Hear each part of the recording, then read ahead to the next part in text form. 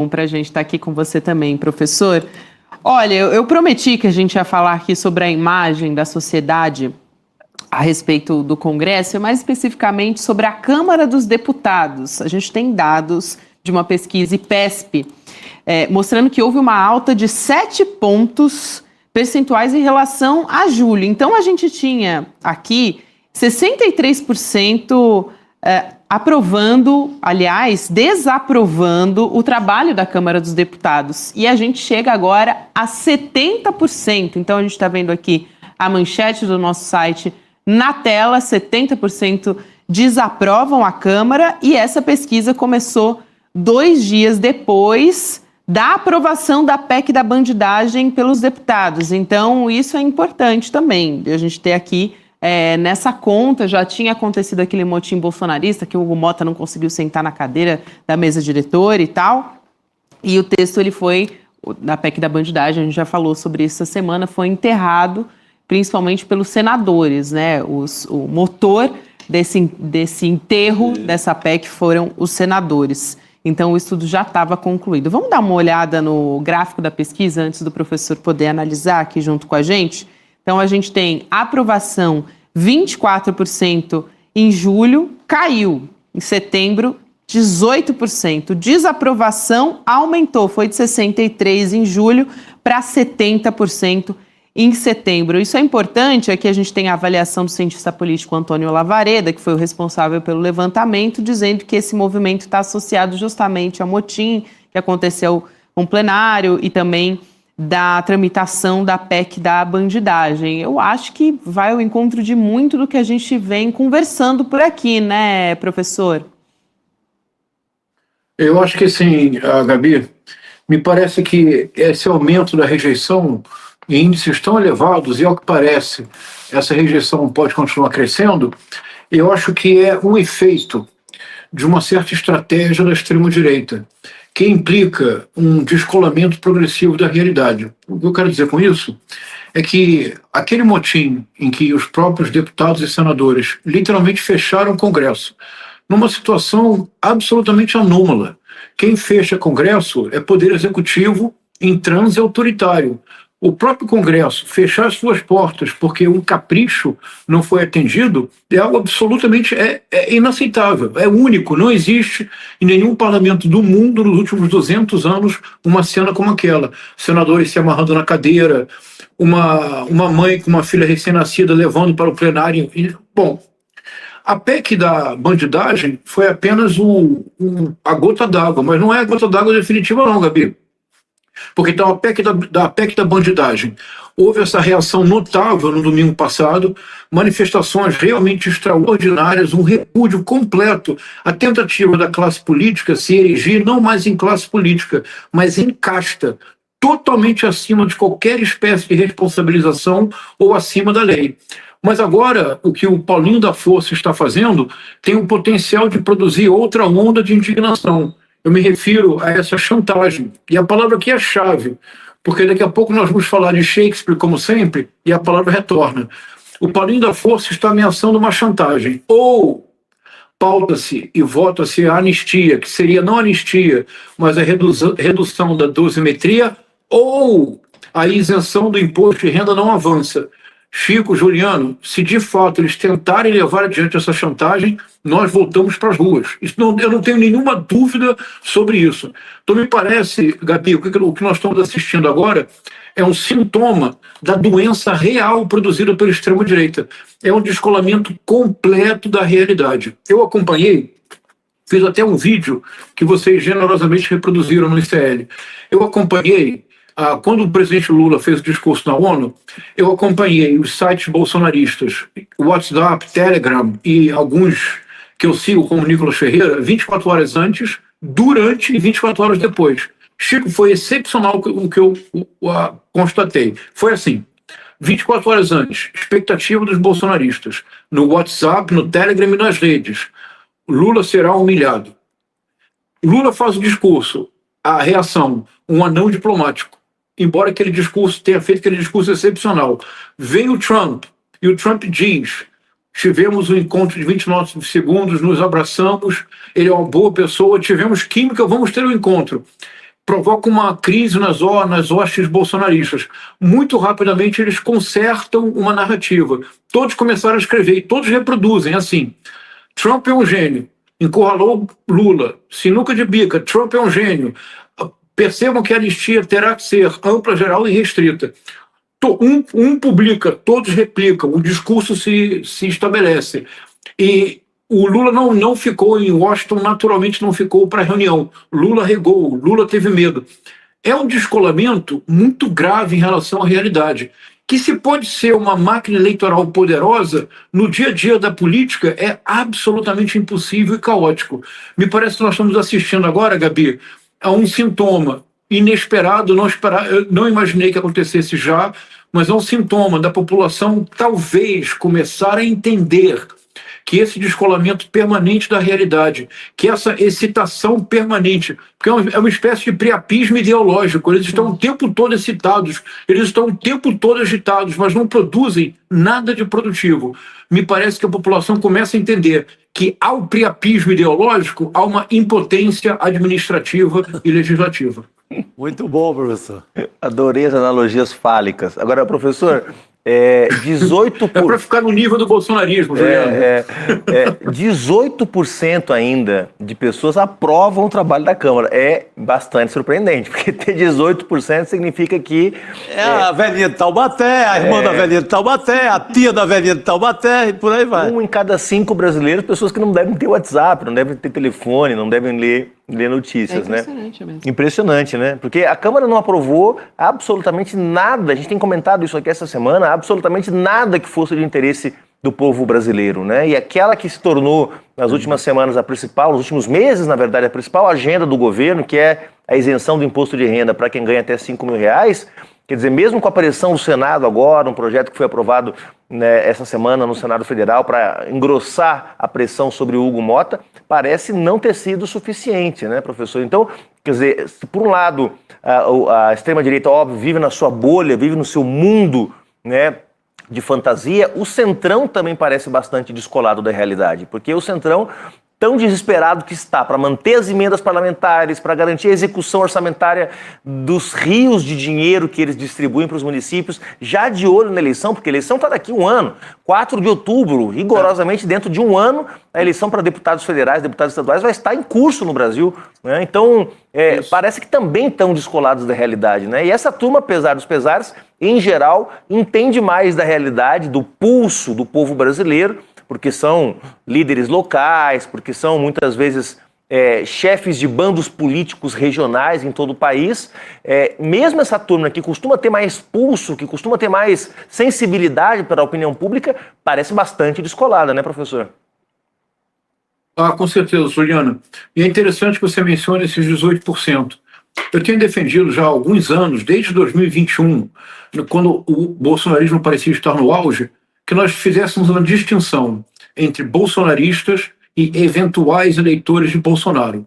Eu creio que o que nós estamos assistindo agora é a desidratação dos eventuais eleitores de Bolsonaro. Se nós pensarmos nos 58 milhões de votos que o Bolsonaro teve no 30 de outubro de 2022, eu proporia, Juliano, para nossa reflexão, que daqueles 58 milhões, no máximo, o que há de bolsonaristas mesmo, é entre 15% e 20%. O cálculo tem como base o momento mais agudo da pandemia, quando a popularidade do Bolsonaro caiu ao patamar mais baixo, ele nunca foi inferior a 20%. Vocês se recordam?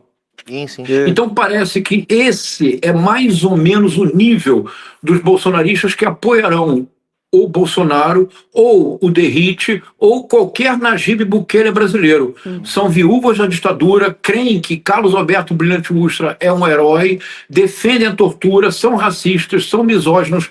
Com esse 15% a 20%, Juliane, olha, eu dialogo com todo mundo, hein? Meu Deus do céu, eu dialogo com todo mundo. Com esses 15% a 20% dos 58 milhões, infelizmente, Gabi, não há diálogo possível. Nós apenas precisamos esperar que a lei funcione e que o que é crime seja punido. Mas esses 15%, 20% dos 58 milhões são mesmo viúvas da ditadura, defendem mesmo, Juliano, um governo autoritário, acham mesmo que o Derrite será o melhor senador da história de São Paulo. Mas, para nós nós temos que dialogar com 80% de eventuais eleitores de Bolsonaro. No universo de 58 milhões de pessoas, nós estamos falando de algo próximo a 40 milhões de pessoas. Não é pouco. Nossa, agora, o Centrão, me parece, Juliano, que o problema do Centrão não é exatamente o problema ideológico dessa ala bolsonarista. Por exemplo, vocês assistiram esta semana a ida do Fernando Haddad à comissão no Senado, da comissão mista, Senado e Câmara. Chico, aquilo foi uma vergonha. Vergonha total. O Fernando Haddad, eu creio que foi a melhor atuação pública do Fernando Haddad em muitos anos. Porque ele foi, como sempre ele é, educado, mas desta vez ele não foi um gentleman, ele foi um homem educado, mas um homem brasileiro.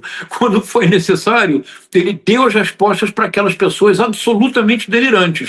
Mas o Centrão, me parece, Juliano, que o Centrão está com uma outra síndrome, que não é essa síndrome de descolamento de caos cognitivo sem conexão com a realidade, que é bolsonarismo, caos cognitivo sem conexão com a realidade.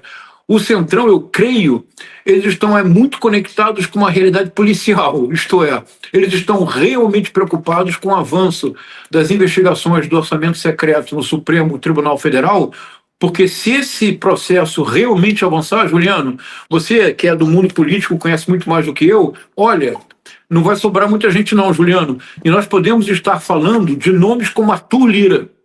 Então, nós podemos estar falando de processos sérios envolvendo figuras que nós nem imaginamos que podem ser atingidas, mas que se as investigações continuarem, as consequências serão graves. Eu creio que, no momento, essa é a preocupação real do Centrão. Aliás, o Senado, que foi o grande responsável ali por enterrar a PEC da bandidagem, professor Chico e Juliano, também tem parlamentares que estão chateados com o Hugo Mota, né, com o presidente da Câmara dos Deputados, e tramando ali uma maneira de retalhar os senadores. Estão cobrando uma resposta do Hugo Mota e, nesse sentido também, segundo a Folha de São Paulo, tem líderes de grandes partidos que estão tentando encontrar maneiras para responder para o Senado. E aí eles podem também travar projetos de interesse, por exemplo, dos senadores, e uma das questões que está sendo colocada ali também é, de repente, atuar na CPI do INSS para direcionar as investigações contra o Senado também.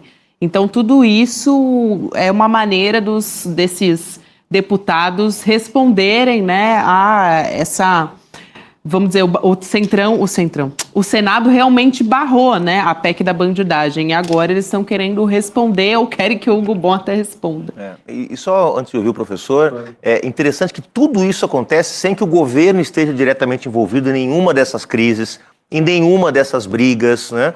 Aliás, a queda na aprovação da Câmara coincide com um empate técnico entre aprovação e desaprovação do governo, né, que essa semana alcançou o melhor patamar depois de muito tempo, né, numa diferença que já chegou a ser de 9 pontos entre aprovação e desaprovação, agora é de 2 pontos apenas.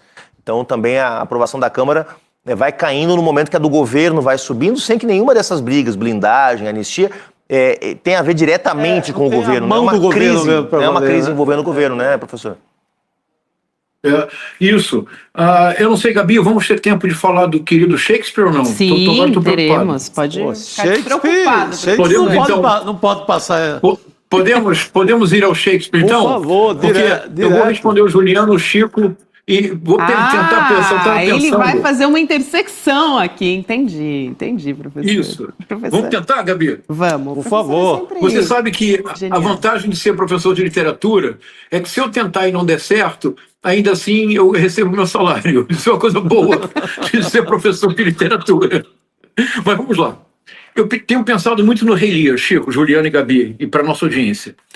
E eu tenho a impressão que o que nós estamos assistindo com o Bolsonaro é uma síndrome de Lear.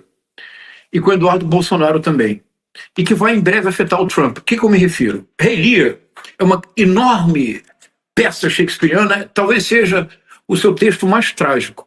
É uma peça tão desesperançada, tão nihilista, que por muito tempo, na Inglaterra, não se admitia encenar a peça como Shakespeare a compôs.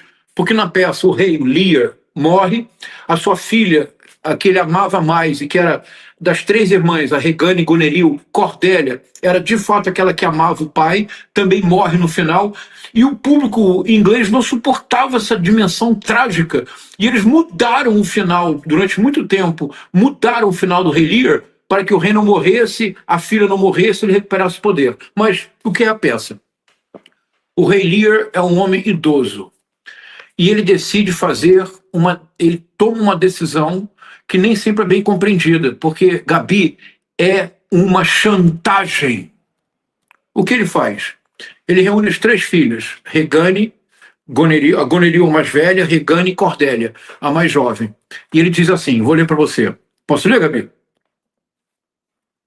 Ele diz assim, olha, o mapa.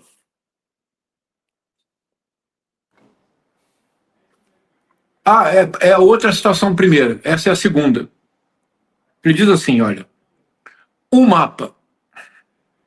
Ficai sabendo, assim, que dividimos nosso reino em 3 partes, sendo nossa firme intenção livrar-nos, na velhice, dos cuidados, bem como dos negócios, para confiá-los a mais jovens forças, e assim nos arrastarmos para a morte de qualquer fardo isento. Ou seja, ele reúne as filhas, coloca um mapa teatralmente no chão e diz que tomou uma decisão. A decisão ele diz depois, ele diz assim, minhas filhas, já que neste momento nos despimos do governo, não só dos territórios e cuidados do Estado, ora dizei-me qual de vós mais amor nos tem deveras, porque alagar possamos nossa dádiva onde contende a natureza e o mérito. Ou seja, ele deseja que as filhas declarem o amor que têm por ele e, dependendo da declaração do amor, ele dará terras para elas e dividirá o poder do reino que ele agora abrirá a mão. Na verdade, Gabi, ele não quer uma demonstração de amor, é uma chantagem. Ele quer um pacto político.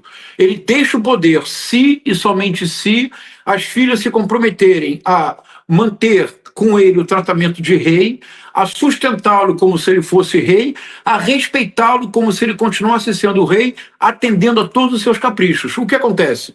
A Gonerill e a Regane fazem declarações eloquentes e ganham a maior parte do reino. A Cordélia, que de fato o ama, diz, mas, senhor, o meu amor não comporta tal bajulação. O meu amor é um amor de filho, eu não preciso dizê-lo com palavras tais.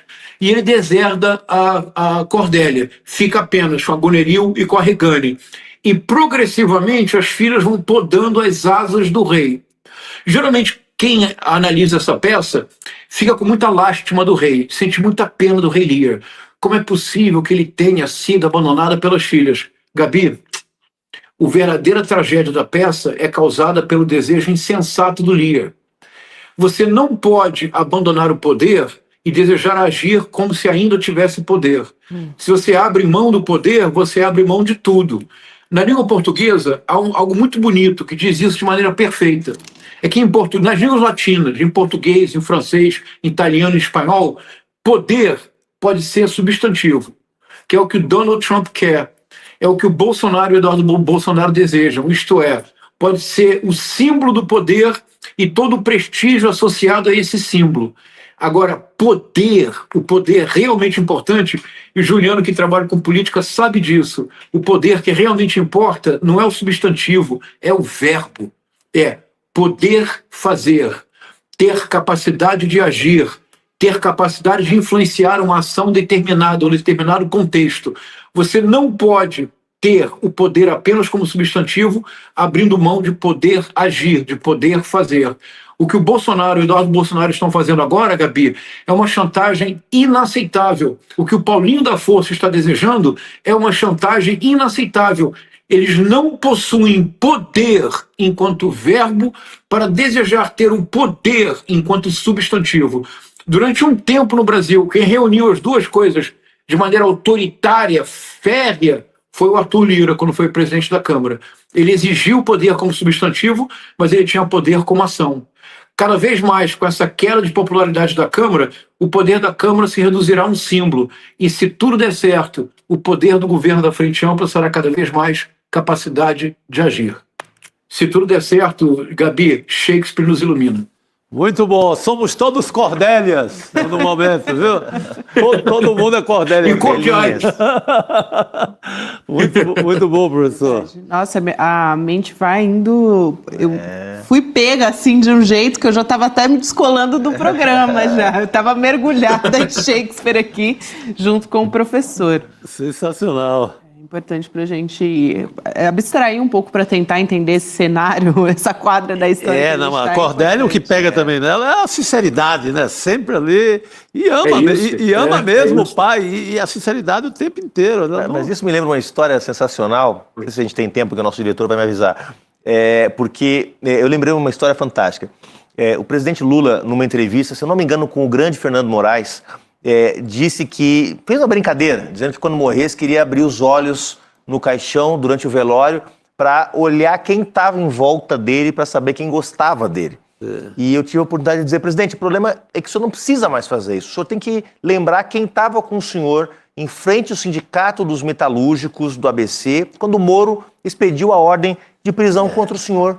Aquela hora é mais importante. Ali que é a hora de saber. Porque as juras de amor, meu amigo, quando você é presidente, quando você deixa esse mundo, quando você está no caixão, Claro. essas são as juras fáceis de fazer. Agora, as juras de amor, Boa. Portão do sindicato. Essa que é a hora. a lealdade, você pode medir, são nos maus momentos. Quando você está lá, prestes a ser preso, quem estava, e aí eu não vou dizer quem estava e quem não estava, mas tinha muita gente que hoje tem altos espaços neste governo que não passou nem perto de São Bernardo naquele dia. Não estava. É verdade. Muito bom. Excelente. Professor, hoje tem aqui conversas literárias, né, na sua rede social. Não quero deixar de isso. anunciar aqui. Quando acabar Obrigado, o N2, tem lá a live do professor no @João César Castro Rocha, César com Z. Então começa às 7 horas da noite, que é sobre a primeira missa no Brasil. Queria que você antecipasse um pouquinho, professor, o que você vai trazer nessa live. Gabi, eu vou fazer uma coisa totalmente nova. Essa é a conversa literária de número 28. Bacana, não é? Daqui a pouco vamos chegar a 100. professor, isso aí. E sempre são textos literários. Eu decidi dessa vez, como na semana passada eu conversei sobre a Canção do Exílio do Gonçalves Dias e a nova Canção do Exílio do Carlos Drummond de Andrade, em que um poema reescreve o outro, eu decidi trabalhar com a primeira missa no Brasil, o quadro de 1861 do Victor Meirelles, que todos conhecem, mas um painel menos conhecido, Gabi, mas que é absolutamente brilhante, uma das maiores obras das artes plásticas brasileiras, que é o painel Primeira Missa no Brasil, do Cândido Portinari, de 48, em que ele vira pelo avesso o quadro do Victor Meirelles. Acho que vai ser divertido. Eu acho que vai ser Não divertido tenho também. dúvida, professor. É uma boa.